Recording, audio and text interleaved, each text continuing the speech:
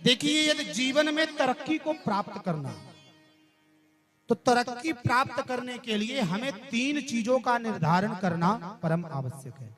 कितनी चीजों का? बच्चे बोलेंगे, जितने भी बच्चे बाल गोपाल बैठे हुए, कितनी चीजों का? 3 चीजों का। जोर से बोलो, कितनी चीजों का? कौन कौन सी? नोट करो अपने दिमाग में। पहली है काल, बड़े बूढ़े भी निर्धारण कर सकते हैं। पहली है काल, दूसरी है कर्म, और तीसरा है स्वभाव। ये सृष्टि थी, हम थे या नहीं थे, आज भी है, और हम रहे या ना रहे, ये 3 चीजें अपने आप रहेंगी, क्योंकि इसी से ही समस्त सृष्टि का सृजन हुआ है। जिसने काल को भली भांति अपने जीवन में उतारा और उसके अनुसार अपना जीवन जिया, उसकी उन्नति होगी होगी, ये 100 आने सत्य है। जिसने कर्म को अपने जीवन में प्रधानता दी, उसकी उन्नति होगी होगी, ये परम सत्य है। और जिसने स्वभाव को नियंत्रित रखा, वह महाराज अवनति में गिर नहीं सकता, ये कटु सत्य है, सत्य है, 100 आने सत्य है। प्रेम से कहो राधे। तो कितने तत्व? बोले काल, कर्म और स्वभाव। अब पहले पर आ जाइए। पहला तत्व कौन सा है? काल। काल भी 3 प्रकार के। कितने प्रकार के? 3 प्रकार के। पहला है भूतकाल, दूसरा है वर्तमान काल, और तीसरा है भविष्य काल। एक अंग्रेजी के शायर हुए, वो कहते हैं learn from past, think for future, but living present. भूतकाल से प्रेरणा लें, हो चुकी हुई गलतियों को सुधारने का प्रयास करें। थिंक फॉर फ्यूचर, भविष्य के लिए चाहे योजनाएं बनाएं। यही नहीं महाराज की योजना बनाते रहे। शेख चिल्ली की तरह, शेख चिल्ली की कहानी पढ़ी है? एक शेख चिल्ली था, 30 दिन मजूरी करी, आटा मिला 30 मुट्ठी, एक मटकी में भर करके रखा। अब खटिया के नीचे झुला करके रखा है, रात में विचार कर रहा है, इस आटे को बेचूंगा, पैसा मिलेगा, एक बकरी लेकर के आऊंगा, फिर वो बकरी बच्चा देगी, 2 से 3 होंगी, 3 से 4 होंगी, और इसके बाद मैं सेठ बन जाऊंगा। फिर मेरा विवाह होगा, सुंदर सी पत्नी आएगी, उसके बच्चे होंगे, और जब बच्चे इधर उधर उदंडता करेंगे, रोएंगे, तो मैं उसको 1 लात मारूंगा कि क्यों रे बच्चों को संभालती नहीं। और जैसे ही 1 लात मारी की लात जो है मटकी पर लगा और फूट गई, और पूरा जो है तो ख्याली पुलाव गिर गया। तो हमारा जीवन जो है तो केवल इसी में कि हम योजनाएं बनाने रह जाते हैं कि आज कमाएंगे, कल 4 व्हीलर खरीदेंगे, फिर एक गाड़ी और खरीदेंगे, फिर एक और खरीदेंगे। अब महाराज कब टिकट कट जाए कोई ठिकाना नहीं। तो भूतकाल में जो गलती हो गई है उसे सुधारने का प्रयास करें, उससे प्रेरणा लें कि वो गलती दोबारा ना हो। अब भविष्य के लिए योजना तो बनाएं, लेकिन ऐसे नहीं कि उसमें ही अपना जीवन व्यतीत कर दें, लेकिन बट लिविंग प्रेजेंट, हम वर्तमान में जीवन जीना सीख लें। इस समय जो है जितना है उसमें संतुष्ट रहना सीख लें, हमारा जीवन उन्नति की ओर बढ़ जाएगा। है बात सही ना? यदि है तो प्रेम से कहें राधे। थोड़ा धीरे बोलना पड़ेगा, राधे। तो बच्चों की बात समझ में आ गई। हम यदि पीछे कुछ हो जाता है तो उसको भूलें, आगे के लिए ज्यादा योजनाएं ना बने कि हमारा 100% में से 90 आएगा तो फिर हम डॉक्टर बनेंगे कि कलेक्टर। नहीं महाराज, अभी जो है उसके अनुसार हम मेहनत करें, और जब हम कर्म अच्छे करेंगे, मेहनत करेंगे, तो फल अपने आप प्राप्त होगा। तो काल का निर्धारण समझ में आ गया? हाथ खड़े करें बच्चे, सबकी समझ में आ गया? यदि आ गया तो बोले राधे।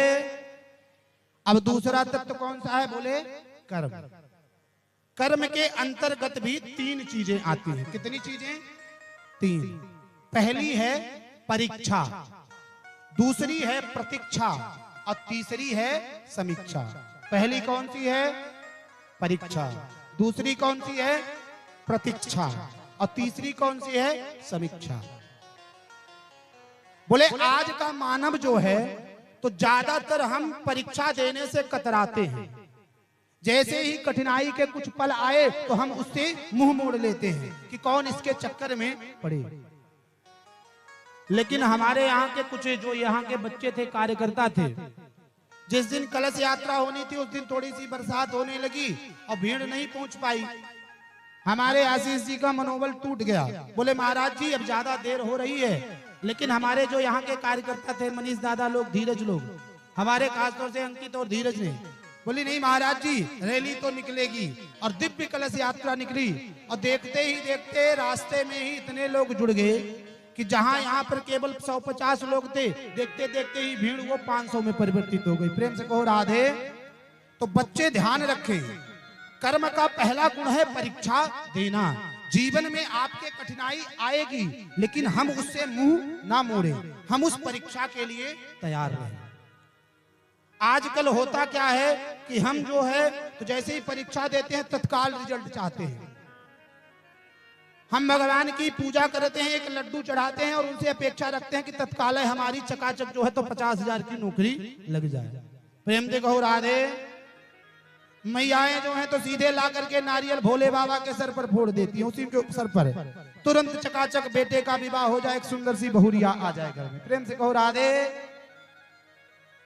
तो ऐसा नहीं करना है।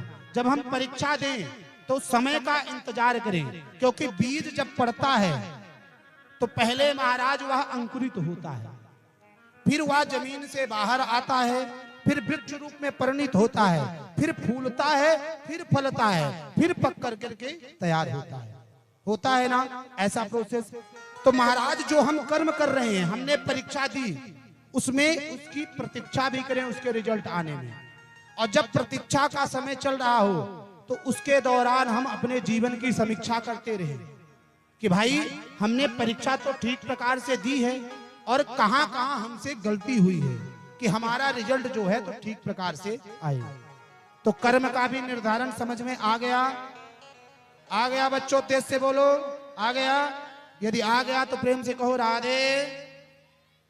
अब तीसरा कर्म कौन सा है? बोले स्वभाव। बोले स्वभाव सबके लिए है, चाहे वो छोटा सा लाला हो और चाहे 80 साल का डोकरा। प्रेम से कहो राधे। स्वभाव के अंतर्गत भी पंडित जी 3 चीजें आती हैं। कितनी चीजें? 3 चीजें। पहली रहना, दूसरी कहना और तीसरी सहना। आज हमें समाज में कैसे रहना है, गांव में कैसे रहना है, राष्ट्र में कैसे रहना है, यहाँ तक कि महाराज परिवार में कैसे रहना है, कथा पांडाल में कैसे रहना है, संतों के संधि में कैसे रहना है, आज जीव को रहना नहीं आता है।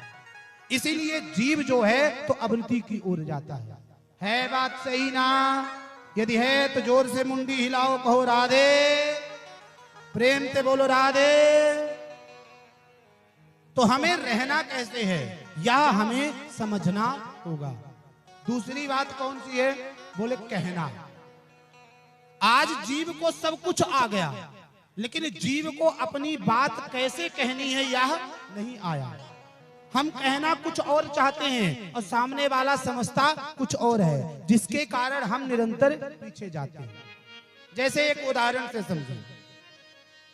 मान लो मैया लोग हम यहां से कथा करके सीधे आपके घर जाएं और कहें मैया 4 घंटे गला फाड़ फाड़ करके चिल्लाए हैं, सो जोर की प्यास लगी है, कुछ पीने के लिए मिलेगा, तो आप प्रेम ताई जाओगी और वहां से जो कुछ भी होगा गुड़ नमकीन मीठा वो लेकर के आओगी, प्यार से पिलाओगी पानी की नहीं पिलाओगी?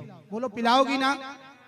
और लेकिन मैं यदि जाकर के कहूं हमरे बाप के मेहरारू जल्दी करो पानी लेके आओ, बड़ा प्यासा है, वही आवाज आ, तो आप क्या करोगी? पानी पिलाओगी कि डंडा निकालोगी, देह दनादन ठुकाई करना चालू है बात ना? देखिए दोनों का मतलब वही है, पिता की पत्नी अर्थात हमारी माँ, लेकिन कहने के भेद से ही उसके फल में परिवर्तन हो गया है बात सही ना? तो हम कहना कुछ और चाहते हैं, लोगों की समझ में कुछ और आता है, जिसके कारण हम पीछे जाते हैं। इसलिए कहना कैसे है यह हमें समझना चाहिए। और ये हम समझेंगे कहाँ? बोले संतों के संग में रह करके, भगवान की कथाओं को सुन कर करके, बड़े बुजुर्गों का संस्कार लेकर के, उनकी शिक्षा लेकर करके। है बात सही ना? यदि है तो प्रेम से कहो राधे। थोड़ा धीरे बोलना पड़ेगा राधे। अब तीसरी बात कौन सी है महाराज कर्म की? बोले सहना। आज हमें सब कुछ आ गया, महाराज मंगल पर भी चले गए, सूर्य पर भी जाने की तैयारी कर रहे हैं, लेकिन हमें अपने परिवार की, अपने समाज की, अपने मित्र की, अपने गुरु की, अपने चेले की बात को सहना नहीं आया। गुरु को शिष्य की बात पसंद नहीं, शिष्य को गुरु की बात पसंद नहीं, माँ बाप को बेटे बहू की बात पसंद नहीं, बेटे बहू को माँ बाप की बात पसंद नहीं। है बात सही ना? उसका कारण क्या है? क्योंकि हमने शिक्षा तो ली, कमाई वाली, धन कमाने वाली, संस्कार से हम च्युत होते चले गए। है बात सही ना? इसलिए सहना कैसे है, रहना कैसे है और कहना कैसे है, ये कब होगा? जब हम ठाकुर जी के चरणों से प्रीति रखेंगे।